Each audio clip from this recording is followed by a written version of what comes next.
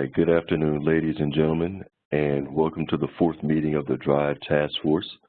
My name is Anthony Graham, and I'm honored to serve as the chair of this body. This meeting is hereby called to order at 3:00 p.m. on Tuesday, October 20, 2020. I'd like to note for all in attendance that today's meeting is open to the public and will be recorded. Task Force members, please take a moment now to ensure that you are muted. And again, I really want to emphasize the muted. We are trying to ensure that we are able to record minutes. And in our previous meetings, we've had some difficulty in this space because of the unmuted background noise. So please make certain that you are muted throughout today's meeting. Mrs. Patillo, I'll look to you now and ask if you will please call the roll. Thank you, sir. Today we will call roll using our participant list. Please listen for your name. You do not need to unmute yourself to respond when your name is called. If your name is not called, please send me a message through the chat so that I can ensure that you are counted as present. For any members who are calling in and are unable to use the chat feature, please send me an email or a text so that I know you are present. Alfred Mays,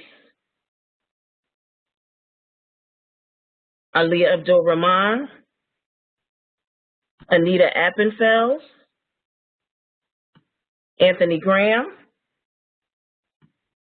Chance Lewis, Danielle Mondrazo, Deanna Townsend Smith, Guy Hill, James Gaillard, Kimberly Evans, Christy Moore, Leslie Locklear, Lisa Eads, King Prather,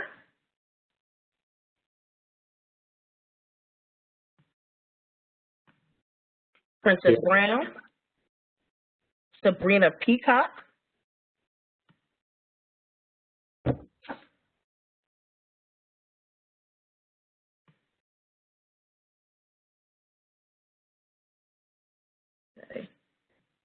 we have 17 members. We have a quorum. Thank you, Ms. Patillo. Again, welcome Task Force members, and thank you for joining us from across the state today via WebEx. I would also like to welcome members of the public who have joined today's meeting. Due to the ongoing COVID-19 pandemic, all Task Force meetings will continue to be held virtually. We have adapted our meetings to suit this format, and I thank you for your continued patience and cooperation. Task Force members, throughout the meeting, please be sure that you mute yourselves. So again, check now to ensure that you are muted before we move forward. Thank you. Again, please be sure that you mute yourselves when you're not speaking, and remember to unmute when you are recognized by me. In accordance with the State Government Ethics Act, it is the duty of every task force member to avoid both conflicts of interest and the appearances of conflict of interest. If any task force member has any known conflict of interest or is aware of facts that might create the appearance of such conflict with respect to any matters coming before the task force today, please identify the conflict or the facts that might create the appearance of a conflict to ensure that any inappropriate participation in that matter may be avoided. If at any time any new matter raises a conflict during the meeting, please be sure to identify it at that time. And I will ask that you please mute yourselves again at this point in time.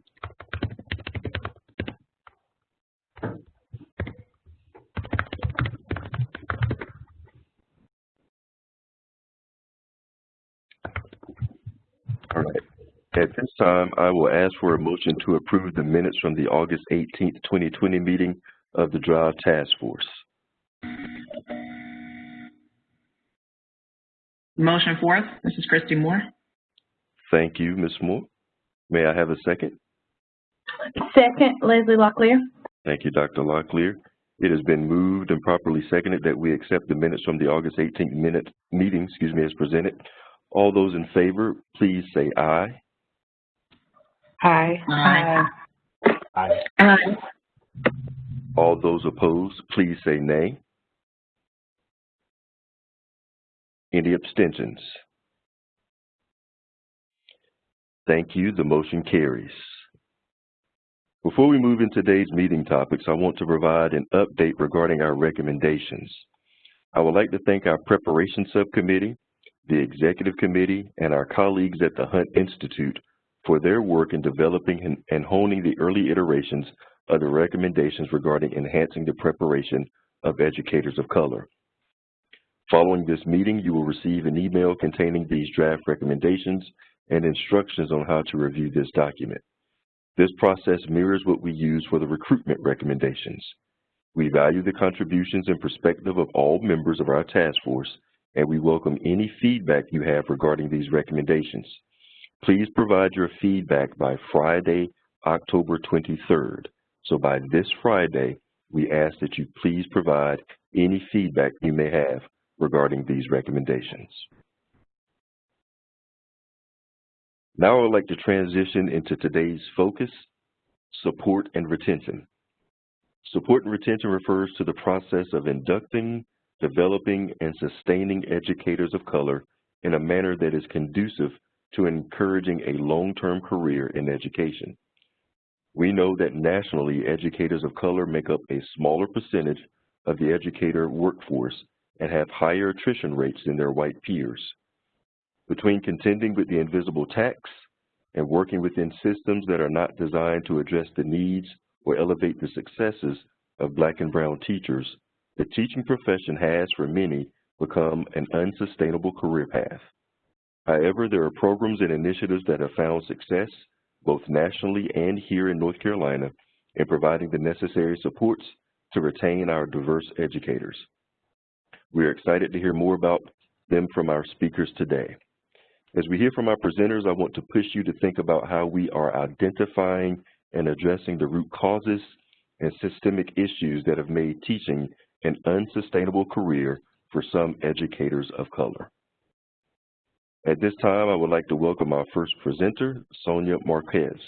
Ms. Marquez is an assistant principal at George Watts Elementary School in Durham and co-founded DPS's Latinx, a district-wide affinity group that provides support for Hispanic and Latino educators. We know that educators of color can often feel isolated, especially in schools where the staff lacks diversity. Developing strong networks of support for these educators can be instrumental in making the profession more sustainable.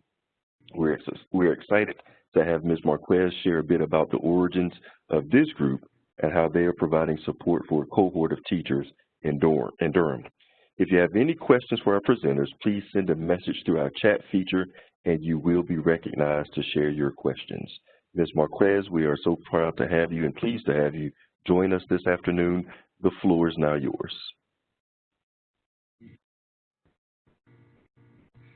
Thank you so much, Task Force and Hunt Institute, for the invitation that I've been extended to come and speak. I'm very proud to be representing DPS Latinx PLN, and I'm happy to answer all of your questions at the end of this brief presentation. Kyle, is the presentation loaded? Yep, it's up. Do you see it on your screen right now? Do not. Okay, at the top, click over to where you see Quick Start Session Info and then Drive Task Force PowerPoint. It should be up there at the top of your screen. Thank you. Yep. And you can click through using the arrows. If it's not working for you, oh, there you go. Great.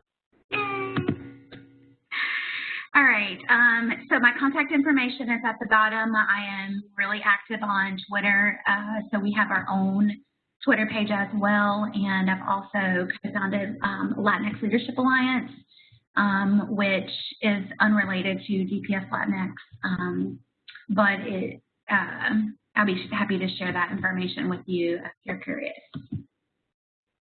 I want to briefly, so that we're all on the same page, just go over some key terms that I'll be using today in this presentation. It is specifically about the PLN, which is our professional learning network. You will hear affinity group used as well. I think the term Latinx is on the rise, but it is a more inclusive, gender-neutral term for Latino, Latina. I think that that's the best rule of thumb is to ask someone what term they prefer. Personally, I prefer Latina because I'm female, but some people would prefer Latinx or Latino, as Spanish is a very gendered language. And the last thing is that oftentimes you hear Hispanic and Latino being used interchangeably. However, there's one key difference between the two terms. Any person associated with a Spanish-speaking country is considered Hispanic, which is why a lot of times you will hear people using Hispanic or Latino. And the reason is because anyone associated with Latin America is Latino, but they're not necessarily Hispanic if they don't speak Spanish. For example, Haiti is in the Caribbean, they're Latino. Brazil is in South America, they are also Latino, but because neither country speaks Spanish, they're not considered Hispanic. So I just wanted to clarify a few of those terms. As I go through this presentation, you'll hear them a lot. To start off, looking at data, in Durham Public Schools, we have 53 schools, and you'll see the breakdown on the right column.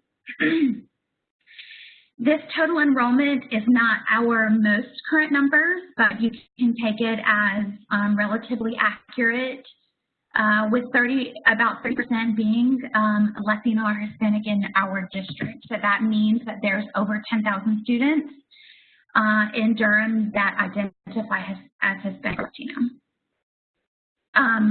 This number is accurate. 243 of our staff identify as Hispanic or Latino. Those include administrators and teachers, teacher assistants, office support, all the way through IT help, custodians, child nutrition, interpreters, bus drivers, and maintenance. So this 243 is not necessarily certified, but serve in a variety of roles in Durham. The interesting point that I want to focus on with this data is that with our 10,000 Latino students in the district, we only employ 243 Latino employees, but only 110 of them are based in schools, which are certified teachers, maybe front office or guidance office, instructional assistants that are in classrooms with certified teachers. In the office, there are data managers in front office, as well as assistant principals, media coordinator, which is historically librarian, and one professional school counselor. So just looking at the math there, you will see that in 53 schools, there's only 110 school-based staff members. So that's on average 2 per school, and that's serving 10,000 Latino students. So that's definitely a reason why our district has prioritized this in our strategic plan and is very devoted to closing that gap between the number of Latino students and the number of professionals in our district. I joined the Durham Public Schools family July 1st, 2018, and I immediately identified a need when I went to a leadership retreat for all of the district leaders and school-based leaders, including assistant principals and principals, and looked around at all the leaders in the district and realized that I was the only Latino in the entire district in a position of leadership at that time. Currently, we have thankfully increased the numbers, but at this moment, at that particular leadership retreat, I was the only one.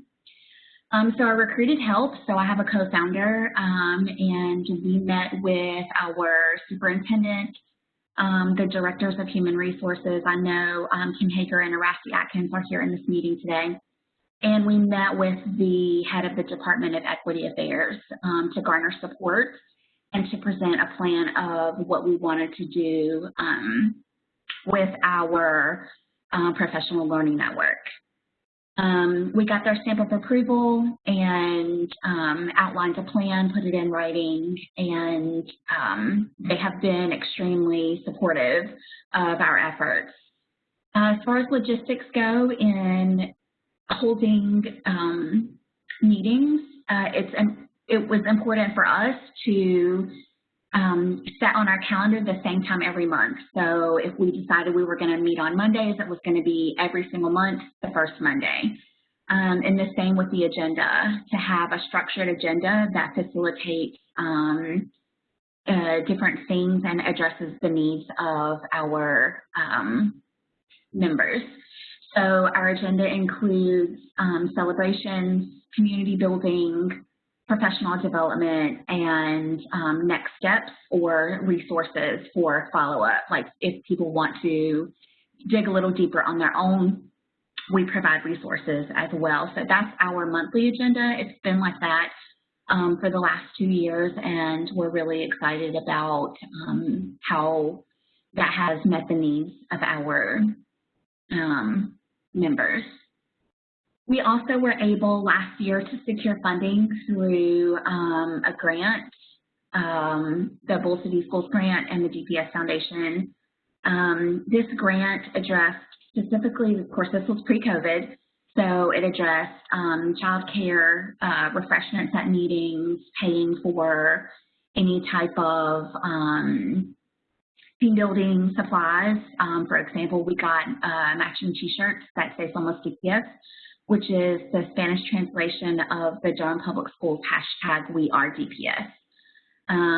So that funding has been able to support us in many ways.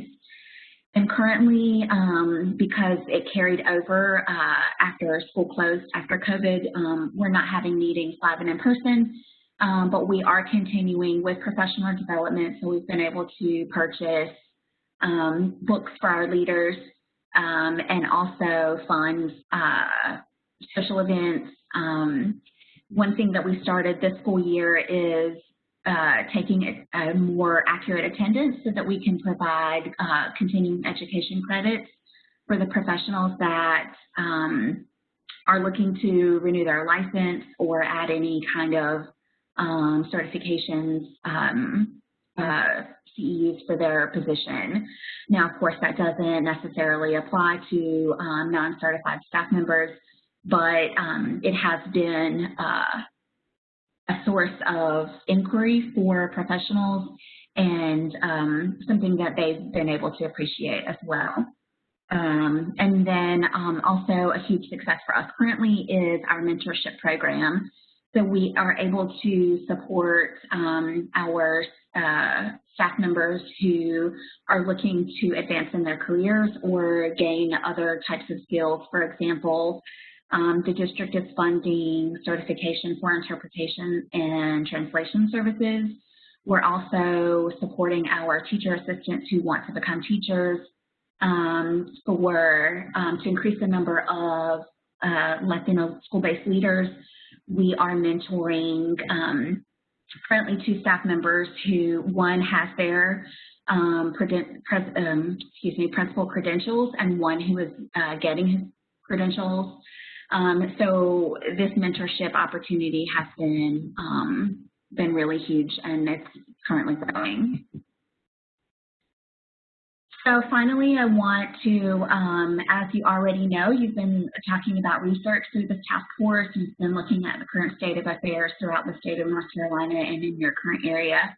But just to reiterate some benefits of these affinity groups like ours, things that we've noticed have made a difference. We empower staff members to challenge stereotypes and to embrace inclusivity. In a lot of cases, staff members have reported increased job satisfaction and productivity. especially in schools where there is a high population of native Spanish speakers and or Hispanic or Latino students. There is this feeling of giving back, so that is has been a great reward for our staff members as well. The creation of safe space to share experiences has been huge, especially when it comes to our constituents coming to the DPS Latinx leadership team for support, personal and professional, as we've spent the last several years building trust and establishing relationships with the other Latino staff members in the district. So we are able to provide an environment where there is mentorship, camaraderie, professional development, and networking. So the trust component has been crucial. And lastly, although I don't have specific data on the retention aspect of it, we do know that there has been a positive impact on employee retention just based on some conversations that we've had as we've mentored and built trust with particular staff members. So that is all that I have for you at this time. I really wanted to save a lot of time for questions and things that I haven't thought of to present to you. So I'm just going to open this time up for questions. Great, thank you so very much, and thank you for beginning the presentation by defining and operationalizing some terms. I think that's very important. We're engaging in these types of conversations. Colleagues, if you would now present the questions that you may have in the chat area, and we will address them as they come to us. While I'm waiting for task force members to submit their questions, I have a question. It's a little bit weird, but I'll explain it after I've asked it. I'm curious to know, if you were to leave Durham Public Schools, or if you had a mass exodus of your staff, are you fairly confident that your program would be sustainable absent your presence? That is, I think, a key leadership question that all leaders wrestle with. I think that any good leader wants a program that's duplicable and that will be sustainable after they're gone. And that's certainly something, although I have, this is a baby that I've birthed from the very beginning. It is very personal work for me. And so I know that that for me, it means and symbolizes something that it might not mean and symbolize for someone else. However, I do fully believe that there are many people in this district, and not just Latino leadership or employees, but also other leaders in the district that see the value in this and have supported us completely. And so I do believe that, let me preface it by saying I love Durham and I love DPS. In terms of going anywhere, but if if I were to leave the district, I do believe that because the work is so valuable, that it will continue and will live on after I'm gone. And I certainly don't want to imply that you're leaving. It's a bad question. I guess I'll take that question and twist it a little bit. What might you do differently if you had it your way to ensure that this program, this initiative, became an embedded part of what occurs naturally in the Durham Public Schools from a funding perspective? Right, that's a great question. We wrestle with that as well with our leaders and the leadership team that we've established. So first of all, this has been obviously a grassroots effort, and to my knowledge doesn't exist anywhere else. So I think that it's an important conversation to talk about when you want to implement something like this, that recognizing that funding is an important part. And we, when we first started, we pulled money out of our own pockets to provide refreshments at staff meetings or at PLN meetings and things like that.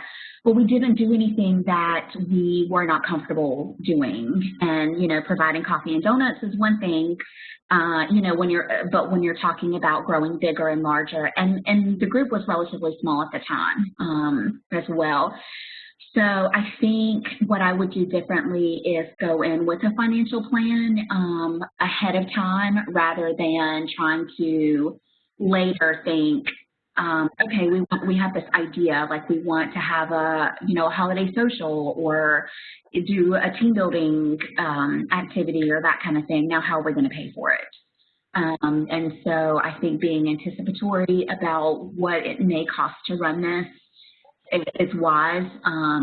However, when we started, we just started out of a need, out of our heart. Like, we just want to be here and say, and gather people in this space that to say that you're not alone. And that was really how it began.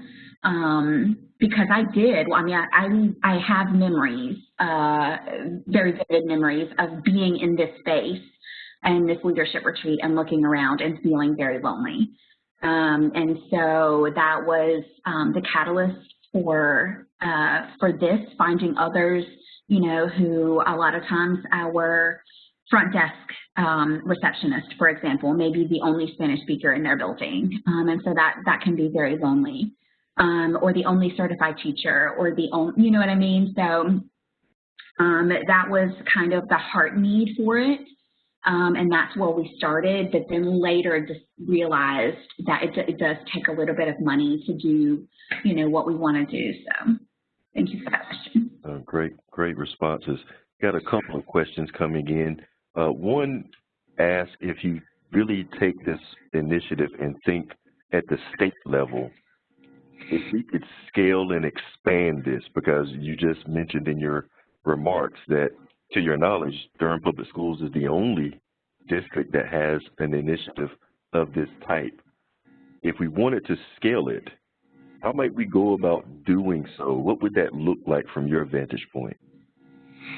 I think having a heart leader that has the passion for the work is going to be crucial. And like I said, this is very personal for me and our leadership team that currently consists, it grew from, the co-founders to now there are 5 of us leading this PLN. And it does take a person that sees the value in this and lives it, and that's because it is so personal. So I think that that's going to be crucial, finding the right fit for that, not someone who is just going to implement an initiative and check those, boxes of, okay, I got to do this and I got to do that, because I could very well duplicate everything that I'm doing and give, provide a to-do list and give it to someone and say, check, check, check, check, check, you've done everything that, I've asked you to do. But, the heart and soul of who we are is not, I can't give that to someone, right? So I think that probably would be the first step. Great. A follow-up question is the mentoring component of the program. One of the task force members would like to know a little bit more about what the mentoring looks like, what it entails, qualifications to serve as a mentor, and so forth. Okay.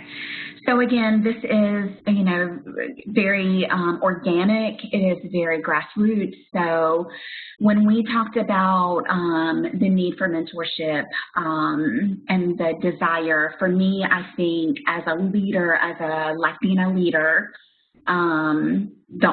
the first Latina assistant principal in Durham Public Schools, like, I want to give back. I want to pour into someone else. So I know that someone is coming behind me that wants the same thing. And I want to facilitate clearing that path for them, right?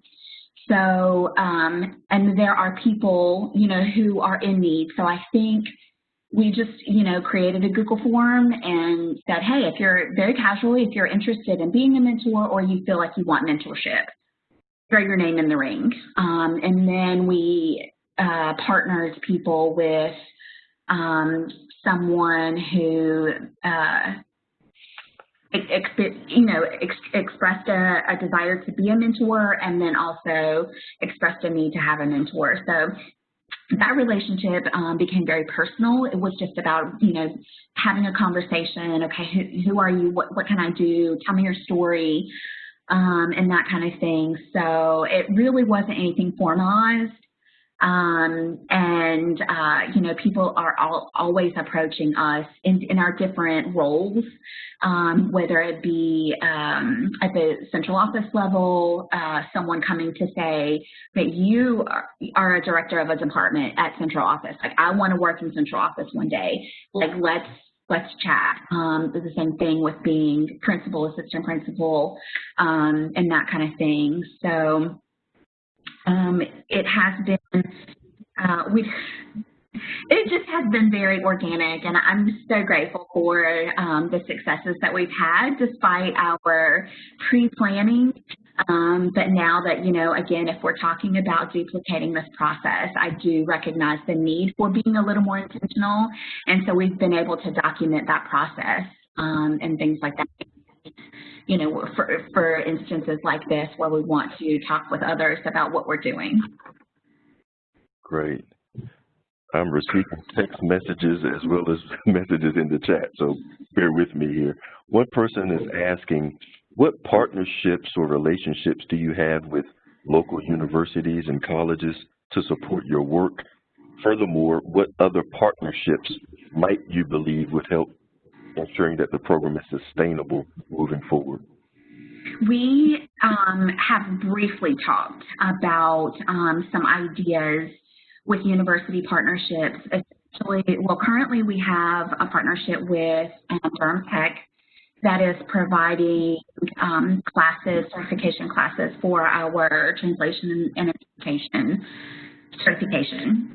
So many of our staff members have gone through that and are now certified interpreters for the district. That is a valuable partnership, and I think we certainly would like to grow that. We've also talked about partnering with North Carolina Central University for the TA to Teacher program for our teacher assistants who are interested in becoming teachers, or for any other staff member that would like to cross-train or change departments. And we just had a conversation with someone who is currently in an office position but wants to eventually become a teacher assistant because she wants to work with students. So just things like that, I think would facilitate that as well. And then for the recruitment aspect, which we haven't really, that's not really the focus of this session, but also, recruitment and retention a lot of times do go hand in hand. So we want to eventually partner with a local university and see, because we don't have any HSIs in North Carolina. And so if we want, to encourage one of our universities to become a Hispanic serving institution, we have talked about what would that take and how do we get that off the ground. So those are the three conversations that we've had surrounding that topic. Great. Task force members, are there any other questions that you may have? And I apologize, I did overlook one question. Someone is asking, it's a curiosity question. Could you define the term Latin America? Well, any history buffs out there want to talk about colonization?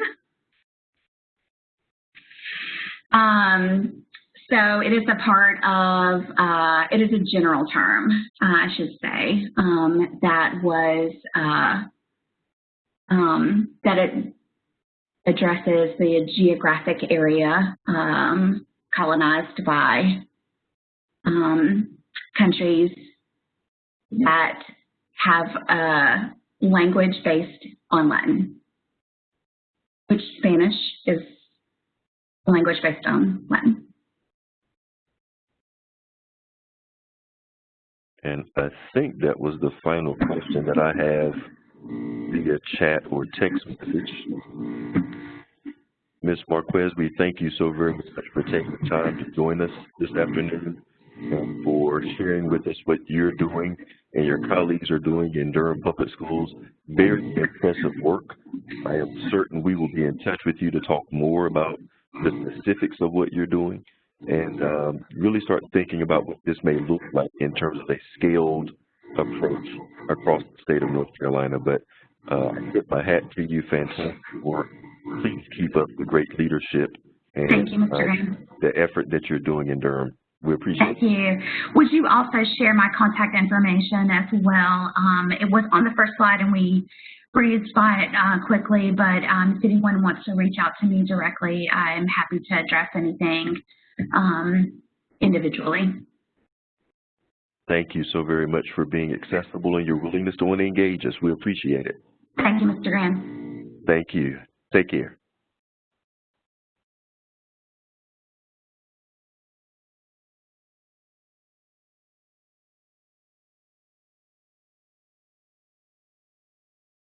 All right, at this time, we will now transition. When discussing support and retention of educators of color, it is vital that we hear from the voices in the K-12 classroom. To that end, our next session will consist of a panel of 4 classroom teachers from across the state of North Carolina who have agreed to join us to share their experiences, including what challenges they have faced as educators of color and what supports they have found helpful in making their career in the classroom more sustainable. Once each teacher has had the opportunity to share a little bit about himself or herself and his or her experiences, we will have a few minutes for a brief question and answer period. As with our previous presentation, I asked task force members to please ensure that you remain muted. At this time, I would like to welcome our first teacher, Mr. Sean Parrish. Mr. Parrish teaches visual arts at Brevard High School. Mr. Parrish, the floor is yours. Thank you. Can everyone hear me? Can you hear me? Yes, we can hear you. Great. Okay. I'm just going to share a little bit about my background and just kind of go and do the best I can to kind of give my experience. As you've said, I'm a visual arts teacher at Brevard High School. I've been teaching for 28 years. I grew up in Roanoke Rapids, North Carolina, which is in Halifax County, located in the eastern part of the state. K-12, I attended Weldon City Schools, which is the smallest of 3 public school systems in the county. And upon graduating high school, I was awarded full scholarship to Elizabeth City State University, which is one of our historically Black universities. ECSU was a good fit for me because of its size and school culture, which made me feel at home when I was there. After graduating college, I applied for teaching positions in my home area, but did not have any luck receiving any callbacks for that. But I did receive an invitation to interview with Transylvania County Schools. I initially ignored this request because it was located in Western North Carolina, which is very culturally different than what I was used to. But upon the second request to interview, I did decide to interview with Transylvania County Schools and ultimately got a job with the system. So that's a little bit about my background. Challenges that I faced as an educator of color, really the early challenges were things that such as just feeling like I wonder if I would fit in a predominantly white school and being the only teacher of color on staff. So obviously that would be very intimidating going into a new culture or predominantly white culture when you're not used to that background. But fortunately, over time, that challenge became a non-issue because the staff was very friendly and welcoming, and it made me feel comfortable. However, the community outside of the school, again, had its own challenges because of the limited cultural activities related to African Americans. So that made it, again, a challenge to want to decide whether or not I wanted to stay in this area because of the limited activities in that regard. But my biggest challenge as an educator really, and it's probably not something that's new to, I would say, at least to African Americans, is the feeling that you have to give 110% just to be treated as an equal amongst your peers. And this is not because anyone has treated me that way. It's just the reality facing Black America. We know we just have to give more to be treated equal. And to this day, that challenge still is a part of a problem in my county, in that I am still the only African-American teacher on staff after 28 years. And we've had a few teachers of color come through time, but none of them stayed more than a year, and I'm the only one that still stayed. So some of the reasons why I stayed, the supports that helped me feel comfortable in staying. Of course, like other school systems, we had our mentor programs where we had a career teacher linked to me as a mentor, and that person helped me when they could. But my biggest support and encouragement came from my principals and from the central office, largely because they believed in me, they sought me out, they allowed me to dream big, and they valued my input. And I do believe that if I didn't have that level of feeling valued, I would probably have left the system, especially facing the fact that culturally it wasn't something that offered me familiarity, at least. Additional supports that perhaps could be helpful for teachers of color. Look into our HBCUs. I would say that there's a wealth of talent there that I don't know that is always tapped into by school systems. And because someone sought me out, and someone 28 years ago was thoughtful enough to reach out to the HBCUs and see what students who graduated that would go into education, is why I'm here. So I think looking into our HBCUs will be very helpful in trying to recruit teachers of color, at least with African Americans. Perhaps locally in communities that are racially unequal, if I were to say it that way, maybe have a community mentor program where someone in the community can be a contact for teachers to help connect them to cultural activities. And lastly, things like scholarship programs. I was able to receive a special scholarship that was unique to ECSU to help support the surrounding counties that were near that university, which were usually low-income counties. Help to provide an opportunity to go to college and to better themselves. And if we can invest in those kinds of programs, will help to bring more, at least the starting point, which would be to get them to college and get them interested in education. Any questions, I guess? Very great, very good, Mr. Parrish. I'm going to ask you to hang with us. We're going to do question and answer after everyone is presented, so please stay with us. Very good. Next, we will hear from Mrs. Gia Lynn, a math teacher from Charlotte Lab School. Ms. Lynn, thank you for being with us this afternoon. I'm going to turn the floor over to you. Hello. So I myself, as an Asian American, I never thought I would become a teacher, nor would my parents ever approve of me becoming a teacher. So as an educator of color, challenges that I faced when I began my teaching career, and this is my 3rd year teaching, so I'm still pretty new to teaching, the suppression of student and teacher voice in the classroom and outside the classroom in the school district as a whole, the lack of admin support, the teacher pay, and then the long working hours, and then not, I'm trying to do this noble thing and my parents just don't approve of it. I don't even know how to tell them that I am a teacher. I moved across the country to teach, to do something that I thought I would like, and I love my job, but sometimes I wish culturally it will be okay for me to talk to my parents, and part of that has to do with the teacher pay.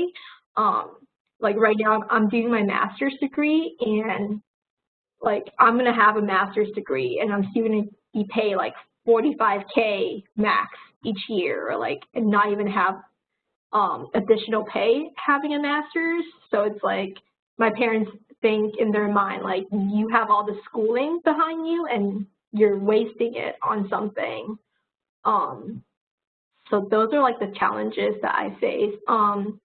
Supports that have been really helpful for me, like TFA is what got me into teaching, so staying connected to that network of Teach for America has been really helpful. It's allowed me to ground myself in the work that I do. I like reading a lot of articles on teaching tolerance, and I follow a lot of different accounts on Instagram, and particularly a lot of like minority teachers, teachers of color. Like I follow their Instagram accounts and see what they're doing, and they talk a lot about mental health, especially in October, and it's helped me a lot to navigate through this. School-based beginning teacher programs are helpful. I think it really depends on how the school does it. In my last school, like it was not helpful because we had a mandatory teacher meeting once a month, and it was like we just sat through a 1-hour meeting, and I felt like I didn't accomplish anything. Whereas like in my school now, like we have workshops of like how to do something, and it's more like hands-on. I feel like I actually leave the workshop or the meeting with something like useful. Something else that's been really helpful for me is the 360 coaching that my school does. So like each week we have like a different admin. It's like a assistant principal or like the counselor or someone, a different teacher comes into your classroom, observes, and you debrief like the next day. And then it's an instantaneous and actionable feedback that they give me, so I know exactly what I should be doing. And they really tell me to build those relationships first, so that's been really helpful.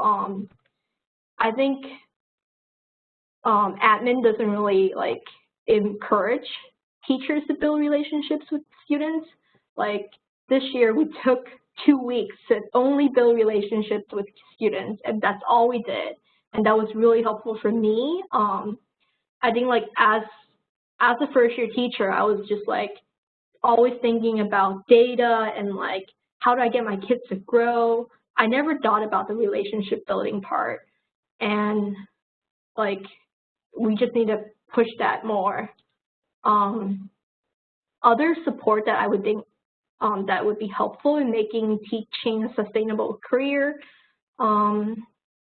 probably like teacher pay. I think that's what a lot of people say, but for me, it's coming back to like family support from my family, but also family support from my students' families, and then having teacher representation on school boards, on the district, on the state, on the national level, so like across the board.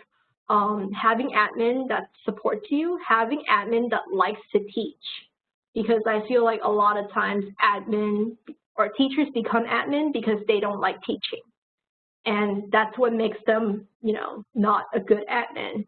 So have admin that actually like to teach, and have admin that's willing to always give you feedback and encourage you to grow.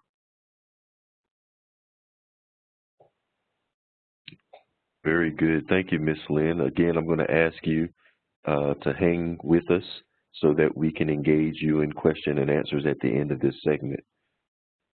So our next teacher is Mrs. Brittany Hammonds. Mrs. Hammonds is a math teacher from Fairmont High School in Robeson County. Mrs. Hammonds, the floor is yours. Thank you for being with us this afternoon. Thank you, Dr. Graham. I first want to say thank you for having me here. I am a bit nervous. I've set my alarm on my watch because I'm a talker and I don't want to go over. So I will start with this. As an educator of color, I will tell you, especially for me coming from Robeson County, it's one of the poorest counties in North Carolina. It has the largest population of natives in, I mean, you're talking east of the Mississippi. There's natives everywhere, but it almost sets you up for failure having a community that's nothing but natives, and then you have to go out. There's a certain level of obligation to go and pursue higher education. For me and my family, not going to college was not an option. And when I went to college, I went to a PWI, so predominantly white institution.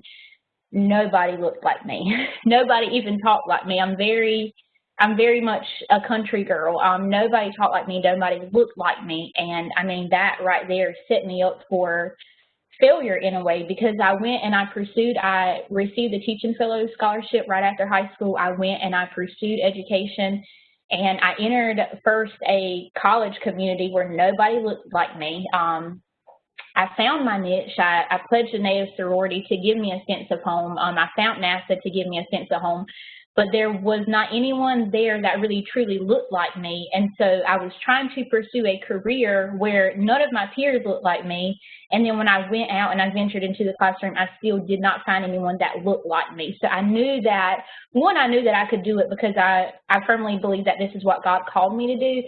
But I had to be placed in an atmosphere where I found other people who looked like me. And so I actually failed out of NC State. It was my dream school, but I wasn't set up in the atmosphere where I could excel, and so I failed. And then when I went back to UNC Pembroke, which is based, again, in Robeson County, everyone looks like me, I was able to perform a lot better. I will tell you that when I went back, I was engaged. I had a baby on the way.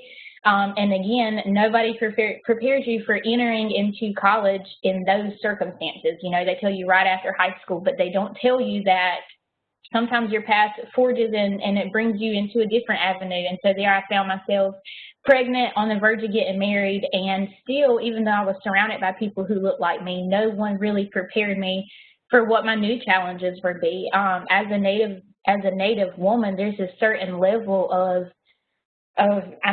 we're just tied to being the mother, and we're tied to raising our families, and I now found new challenges. And so I knew I needed to go and pursue more education, but nobody prepared me for balancing that. And so entering into my first year, which was actually last year, I'm in year 2 now, my biggest challenge last year was balancing everything. You know, there's this tie to being a Native woman where you have to take care of your family. You have to raise your kids, and not only that, but you have to raise them in a way so that they also pursue a higher education. And I mean, my kids are young, so they're nowhere near that, but we're setting that foundation now. There was a balance there where I almost felt like I had to choose work over my kids. It's a lot. It's hard, and but you have to pursue and you have to go in spite of all of those things, because I knew that as an educator, the students that were going to sit in my classroom who were also people of color, they needed to see me. They still need to see me in that domain. They need to see that somebody did come from Robeson County, and yeah, they made a couple of errors, and yeah, they might have failed along the way, but I still am achieving my dreams. And you know, those are the challenges that you have to overcome, and it's necessary because people like me need to see people like me in those positions. I don't think that I would have ever even graduated had it not been for the SAPE program at Pembroke. It targeted people like Native people specifically who were going into education, and it didn't just provide mentoring, but it surrounded me with other people who looked like me, who were also in that same environment. They were also teaching. It let me know that even though I don't always see it on my campus, that there are other Native people out there who are standing in the classroom to support me, whether they're here or there.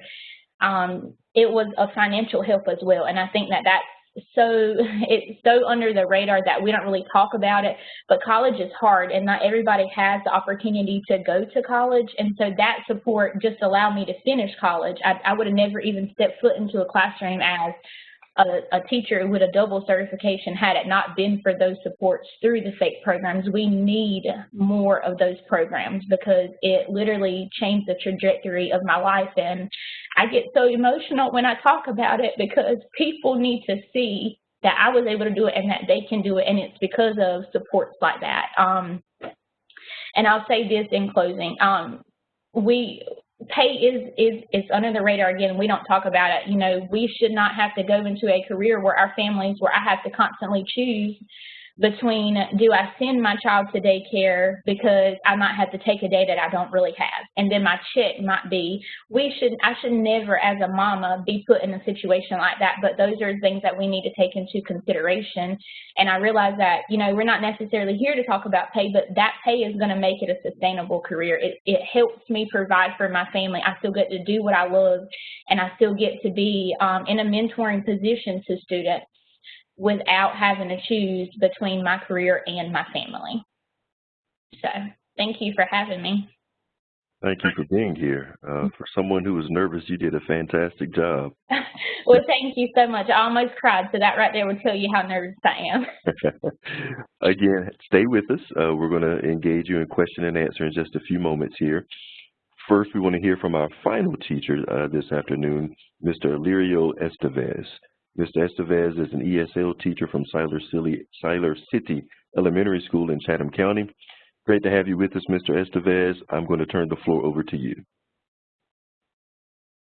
Good afternoon, everybody. First of all, I want to thank the person who did the presentation, the slides, because you really took a picture of me when I was younger. And now I have gray hair. Thank you from the bottom of my heart. So first of all, my experience is different from the other panelists. I came to the United States 20 years ago, exactly 20 years ago, as an immigrant, and I began to teach in Lee County High School. Lee County High School at that time was a big high school, about 2,500 kids, and there was only 2 Hispanic people there, me and the teacher assistant. Situation have changed, has evolved. It's now better, but it's not good enough. Okay, there are very few Latino teachers in the schools, very few counselors in the school, and that's not good. One thing that was kind of a challenge was at the beginning, like sometimes it makes all other Latinos doubt his profession, is the lack of knowledge of our culture, of our disdain, or sometimes disdain. I remember about when I was teaching high school and I'm teaching elementary, teachers were saying that our parents, Latino parents, didn't care about their students, didn't care about they were learning or not.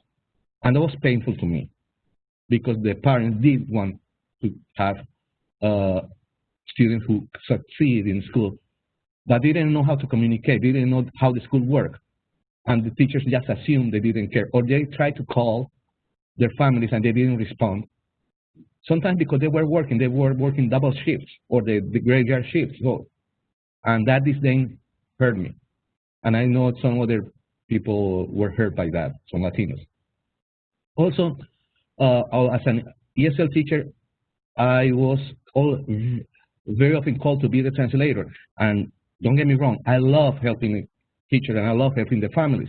But that distracts me from my other job, like preparing classes, grading, communicating with families. And that's not fair for any teacher. I mean, I'm not complaining about me, I'm talking about the future teachers. They need, so, and some teachers got mad, upset because I wasn't available. And I was the only Spanish speaker there, and they were mad that I couldn't be everywhere. Also, one thing that really helped me to make it through this year is the ESL support. English as a second language is knows the cultures, not different cultures. So they were able to help us. They were able to develop us professionally, and that was very great. But let's say, one thing that really it's in my head all the time is one time. I don't want to say who. When I was in school, then when I was the only Latino teacher, and there was not even one African American teacher, and the school was about 25% Latino, 15% African American, and the superintendent came and he said, "What idea do you have?" And I said, "We should go and recruit minorities, teachers who are part of the minority, because they can understand the culture." And I remember the answer saying, what we want is better teachers. We want good teachers. It's like, for me, it was like, that's not a conflict, because African American teachers, Latino teachers are good teachers.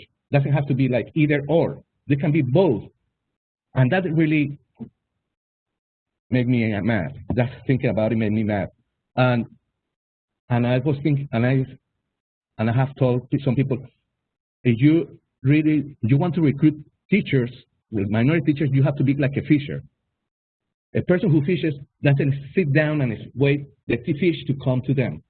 If you're a fisher, you don't expect them, oh, I'm going to be sitting here for a while and maybe the fish will come. No, you have to go where the fish are.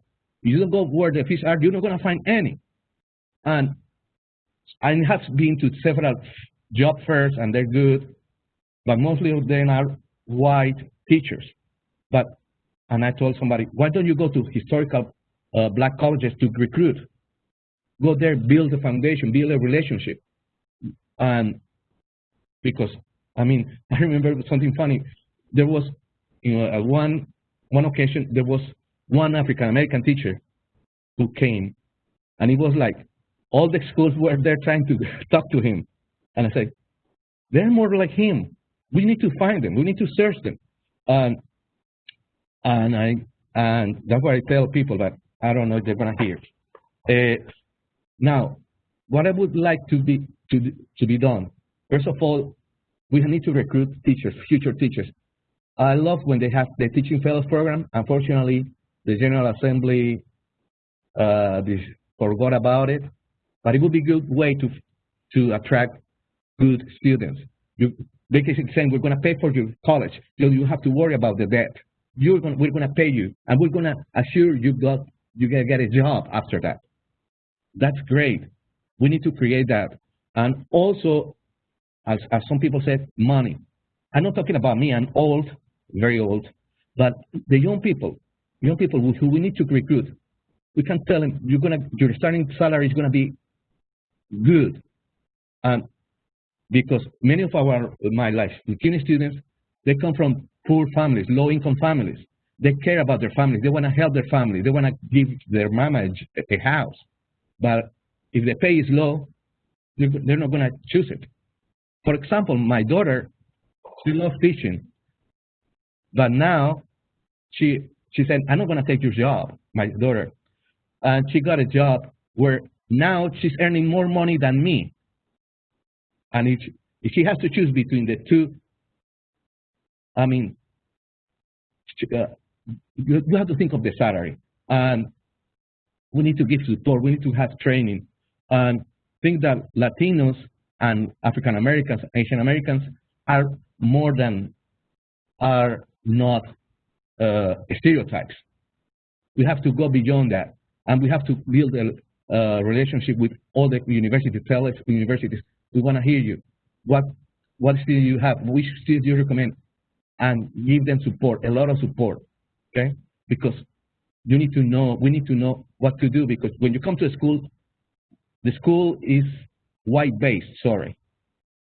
So we need to understand, we need to help them adapt to the school and help them create a better school culture.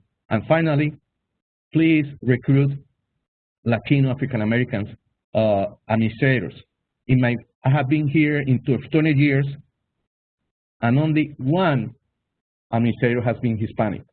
And I've been through different principals, assistant principals, and only one has been Latino. So the people are there. We need to find them. Be like a fisher. Go and find them. Thank you.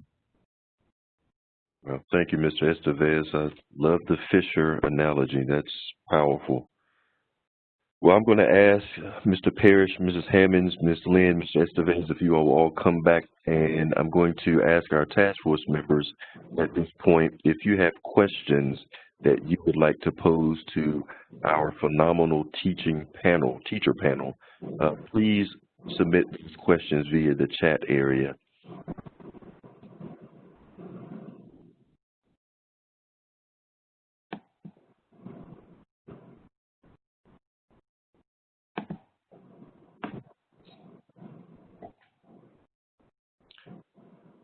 While I'm waiting for my colleagues to drop in a message or two, a question or two, I guess I have a question for all of you, but particularly my veteran teachers, those of you who've been in the field plus years. I'm curious to know, given some of the challenges that you alluded to, what were some of the things that were successful? What were some of the things that really kept you encouraged and motivated? And had you say, in spite of those challenges, this thing or two is strong enough for me to stay within the profession?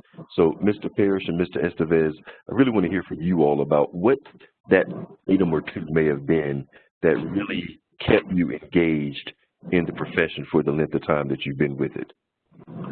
Well, for me, it was coming into a school that the art program clearly needed to be revitalized, and that was a challenge for me. I liked that challenge of being able to build a program, and I had a system that basically gave me the professional latitude to do it, and I appreciate that, because I know not all school systems necessarily are able to do that with their teachers. But I felt I was treated with trust, and they were willing to share in my ideas and really build a program that I'm proud of today. So it's that being able to see the program grow and having that support by the system, and even having the support by the community, and that they trusted I was on the right track with this program, even to the point where I requested maybe on my 10th year, maybe less than, I don't recall, early 2000s, I requested if I could raise money to build an art gallery at the school, which is a facility that most high schools don't have. And the school board was like, yes, go for it. We support you in this. And it took a long time to make that happen, but that dream did happen, and we did have a gallery built at our school, and it's been well received. So just being able to feel like I'm treated as a professional and treated with the trust that I am on the right track with the program meant a lot to me, and it kept me going in spite of all the shortcomings culturally. Thank you. Mr. Estevez, anything you'd like to add? Yeah, about me, the support that I received from the ESL program that was in my previous county, Lee County, that was tremendous. They help us develop professionally. They give us support. And in this school, the principal right now, it's amazing. And they helped me create a writers club with my students. And we had the chance to travel to UNC Chapel Hill, and children enjoyed it, because for many of them it was the first time. They're going to be the first in their family to go to college. So it was interesting. So that support was great. And the last thing is the family, the children.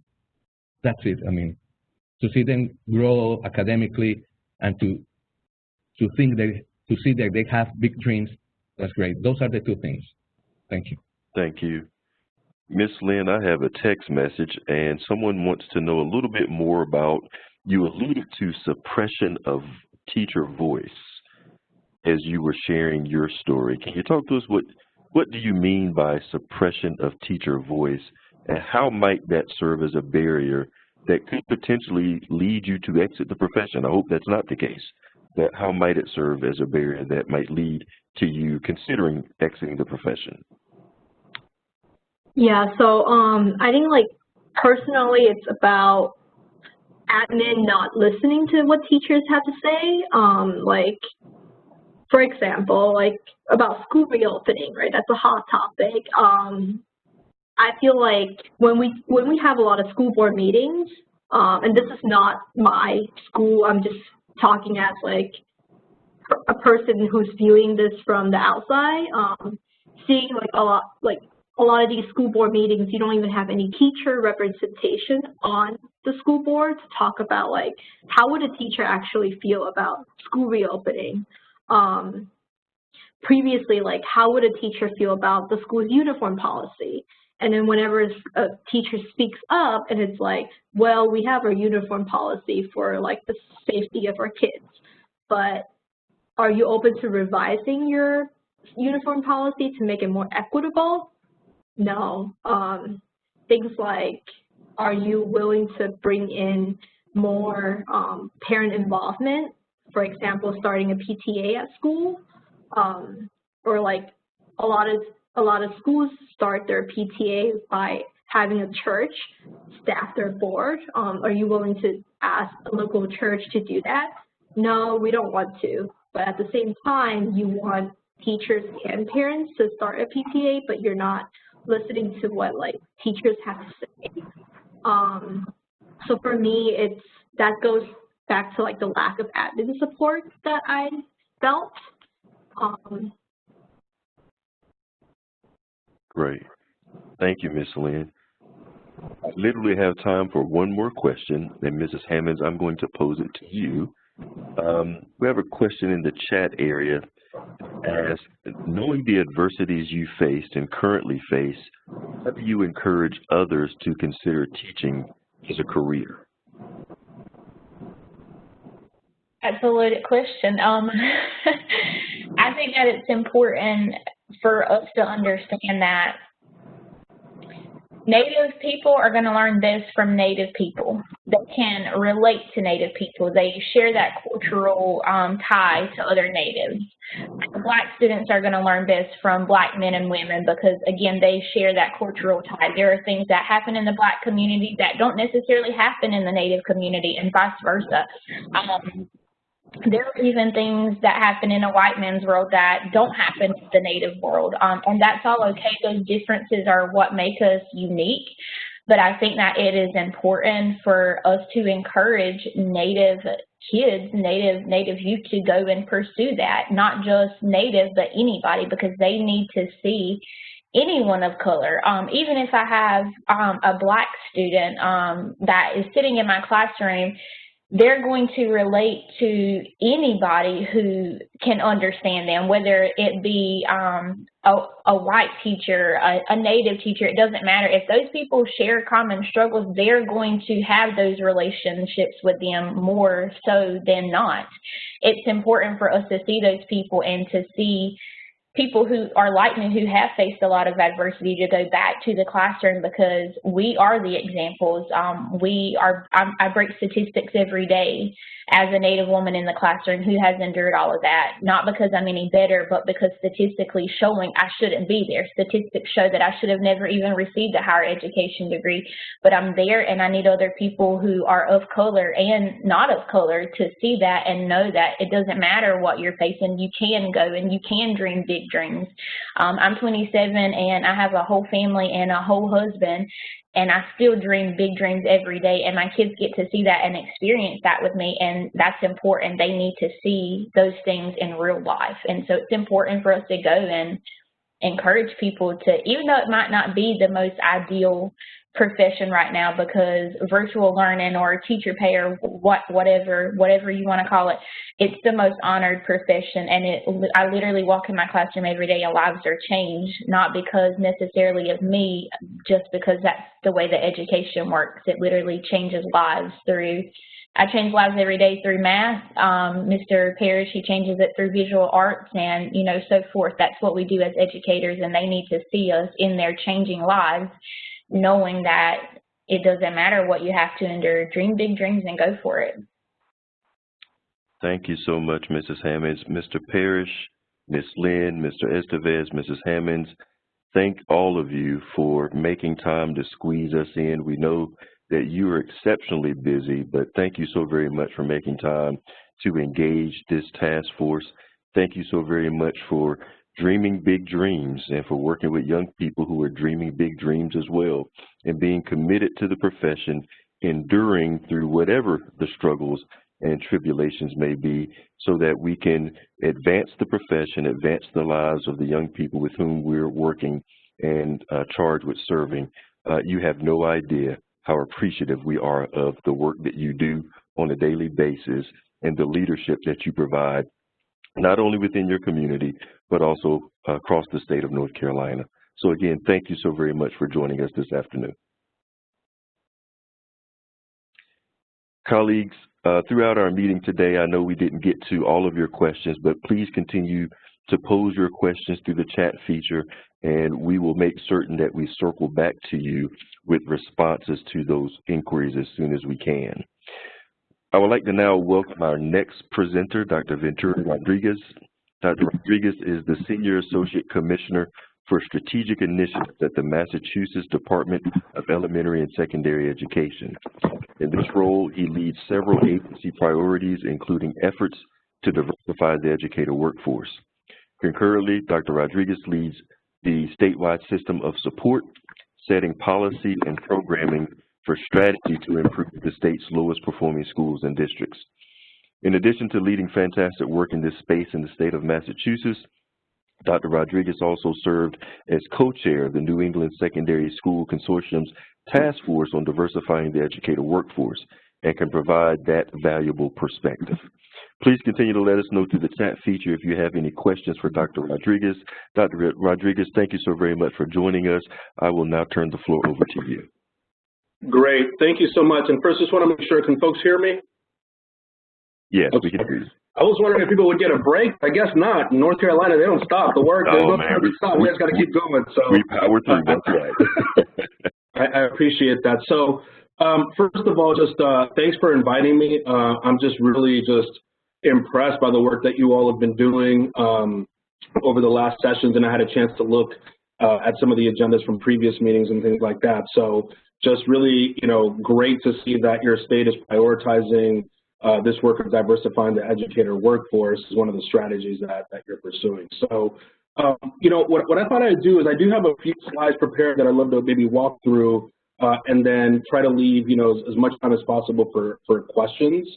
And Kyle, I'm going to ask, I don't know if you can actually pull up the PowerPoint.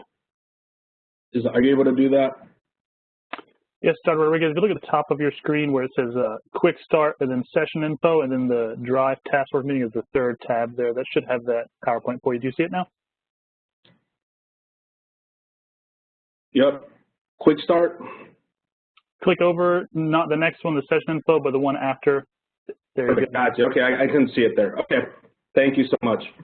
And do I have controls of this?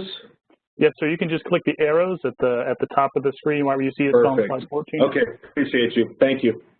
Okay, so I'm going to jump in and chat, and thanks, Kyle. Appreciate the technical support. So, first of all, just a little context. I am originally from Panama, moved to the U.S. when I was 6, grew up actually on the West Coast of the U.S. and, made my way east, worked in New York City for many years, and then I've been in the Boston area for about 9 years now. I was a teacher, high school teacher, primarily for about 10 years, and then I was a middle school principal in New York City. I had the chance to start a charter school in Harlem, which I ran for about 6 years before coming back to grad school in the Boston area and being at the department here for about 7 years. So, I try to keep very front and center my experience as an educator in the classroom now that most of my work is really around state level policy. So why is educator diversification work critical for us in Massachusetts? So this is just one small data point, and it's one that, we actually have to update it slightly, but the bottom line is that Massachusetts is often heralded as the #1 education state in the country. Yet when we look at the data, our eyes really zero in on the fact that, for many of our students, they're just not performing at the levels that we know they deserve. And so just looking at one data point of graduation rates, we see, our Hispanic students or African American students, just 77%, 84%, at least for us, is something that, we're working towards 100%. And when we look at the performance of certain groups, we ask ourselves as a department, what are we doing specifically to support the students that, again, we're not serving as well as we need to in the Commonwealth. And educator diversification is one of many strategies that we use. However, it's one that has a clear research base. And, as I think about the power of the educators I just heard here in the panel and even my own experience, it's like something, as an educator, the connection you have with kids. You feel it. You can sort of sense the motivation.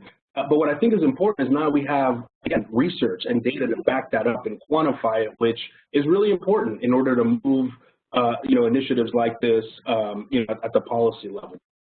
Just the context of Massachusetts, so we have about 1 million students, so we're 40% students of color and growing. We're 8% teachers of color currently, and 4% superintendents of color. And that's important because I'm going to highlight a few initiatives here that we have at the Commonwealth that try to get at, different parts of the pipeline. I am going to focus most of my remarks on the retention side of the work. However, I think it's important to even talk a little bit about how we design some of these programs, because some things that aren't obviously, focused on retention actually are really intentionally designed to think about not only recruitment but also retention. I didn't know if you were available this afternoon. I think someone maybe needs to go on mute. But let's see who it is. But this is and I'll leave this slide with you. But just as we think about the work in Massachusetts, we've over the last few years spoken to hundreds, if not thousands, of not only educators but college students who were trying to talk about why they should become educators. And so this isn't maybe a comprehensive theory of action for the entire sort of educator diversification world, but for us as a state, we felt like it was really important to zero in on, what we're hearing from people we're talking to. And, again, we sort of crystallize that into what we're hearing in terms of why people aren't choosing the profession. And then we sort of design our strategy specifically around certain areas that we think are critical if we're going to really recruit and retain educators. And so I'm going to talk about right now just a few programs that we've operated. So the first one is called the Inspired Fellowship, and this is now, we're launching year 3 of this fellowship. And so what this program does is, and you can see the acronym, really it has 2 goals. Like, we're trying to increase the number of students of color entering teaching, and we're also trying to retain current teachers of color. So what this program does is every year recruits about 25, 30 current educators. These are current teachers of color throughout Massachusetts. We bring them together into a cohort. We provide really a space for those teachers to connect, to feel a part of a broader network, because one of the things that we see in Massachusetts, and I think I heard from some of your panelists, is oftentimes, teachers of color are isolated, a report being one of, if not the only person of color in their buildings, just really feeling isolated. And so we felt like this program was really important to create, again, statewide communities of current educators that can then, through support from the department here, actually develop a community that is statewide.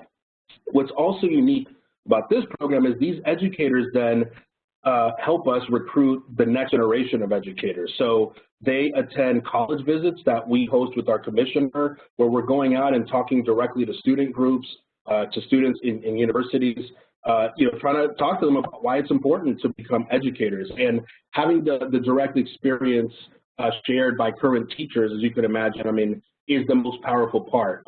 This photo of Takeru Nagayushi, he's actually our last year's Teacher of the Year, and this is a visit that we did to one of our 4-year state schools, where we bring educators to talk to undergraduate students about, again, why it's important to be a teacher.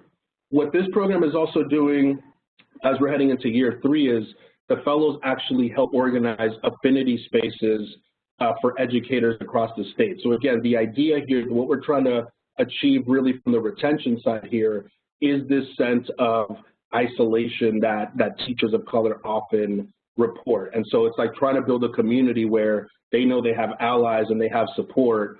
And quite frankly, again, it's a network. You share job opportunities, you share other opportunities. So from the retention side, again, we felt like it was really important for the state to be able to have a program that specifically target our teachers that are in the classroom right now. Another program I want to highlight is called the Teacher Diversification Pilot Program. So this is a 3-year, roughly $6 million program. We're in year 3 currently. And what we were trying to do here is provide resources to districts directly to support their educator diversification and retention programming. So I'll talk a little bit about the recruitment, but we'll spend most of the time talking about the retention. So what this program is it comes in the way of grants that districts receive. And, a good portion of the money, when we talk to districts and said, hey, where is there a pool of people in your district that you think can help diversify your educator workforce in a quick way? Like, we felt like it was important to have urgency. And many districts identify paraprofessionals who, and they said they oftentimes are representative racially and ethnically of the community. They live in the community. and this is a group that we'd really like to retain in our district. So what this grant does is helps districts identify paraprofessionals and then pays for their enrollment and completion of an educator preparation program. And so we target paraprofessionals who already have a bachelor's degree, which is a sizable population in Massachusetts. We also have a separate program that's not on here that provides the same type of support for paras who are trying to earn a master's or a bachelor's degree, and then, again, sort of going through the pipeline. So again, option A, as you see here, is mostly around supporting paraprofessionals, district graduates, folks that we could entice to come back and teach in these districts.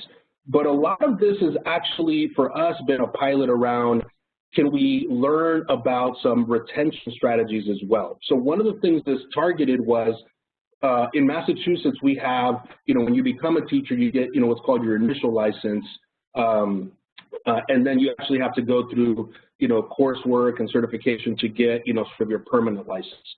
So what we try to do with this grant is identify teachers of color who have been in the classroom for 1 to 3, 1 to 4 years, and still need to complete the work to get that final license, and then try to support them directly, again, in the coursework that they need to take and other requirements. We also pay for our state teachers exam. We call it the Intel. So we provide both preparation support, examination support, not only to folks that are coming in to become teachers, but again, to those folks that are already teachers, but we thought that this could be a good way to support them and ultimately help retain them. So this gets to some of the financial incentives, financial support that we know are important because there are real financial barriers.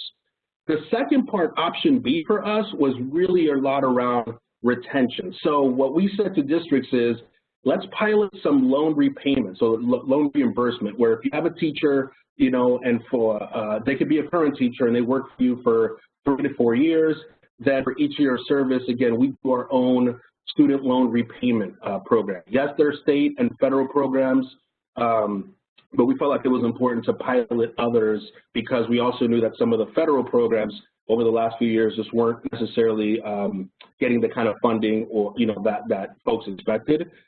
We also provided things like signing bonuses that our districts, again, are piloting with us. And then we supported this broad category called Grow Your Own, which what we wanted to do here was really open up the district opportunities to really codify programs around recruitment and retention of staff. And so we have many examples we can talk about there. I think the final thing that's important about this program is that every district that participated in this program also partnered with or worked with one of our partners, TNTP, to really do work looking at their own district systems, looking at their district culture. So specifically, like, what is it to foster support that you're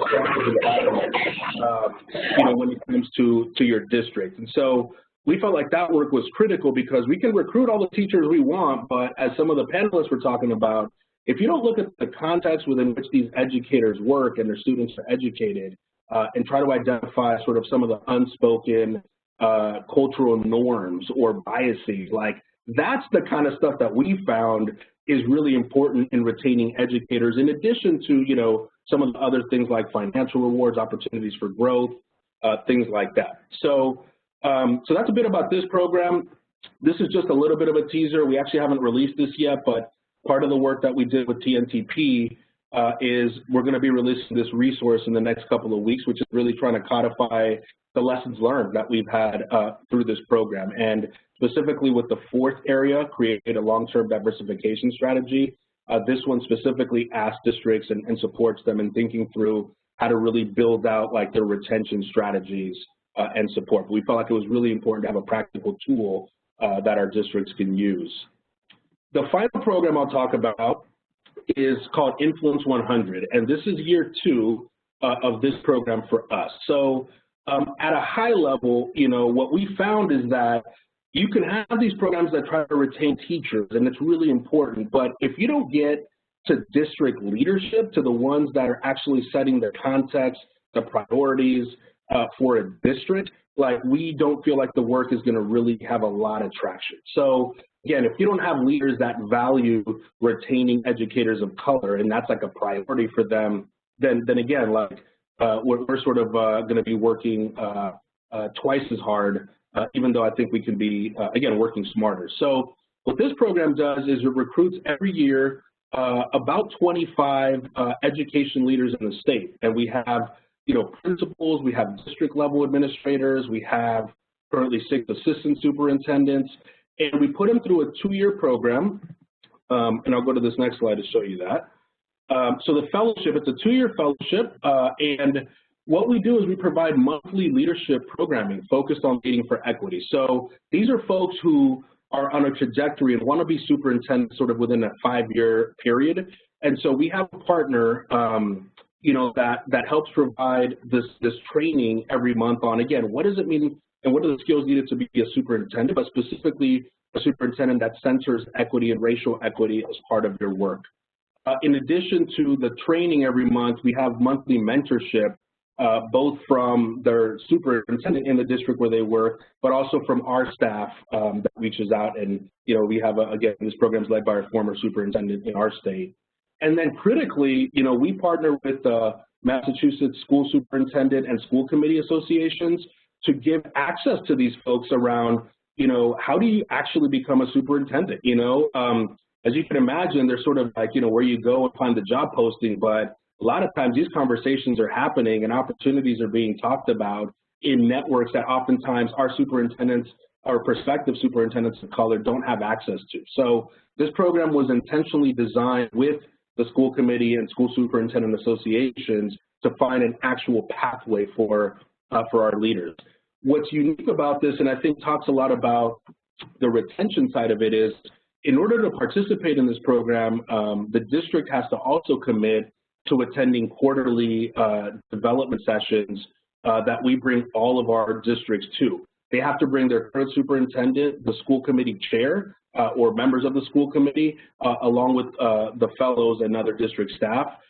We give them tools and work with them about how do they assess their district's culture and climate, how do you think about creating more culturally responsive policies and practices. And again, the notion here is that it's not enough even here to try to support and recruit superintendents of color if they go into districts where, quite frankly, the context is thinking about the sort of cultural norms and values that are being espoused. And oftentimes these leaders will come in and be the ones to sort of point things out and try to lead and find a lot of difficulty. So for us, it was important that it's not just about the fellows, but also about the districts that, where they work and where they will be leading. So I will pause there. Again, sort of in conclusion, for us, it's really in Massachusetts, we have a lot to learn. These are programs that, we've been piloting really over the last 2-3 years.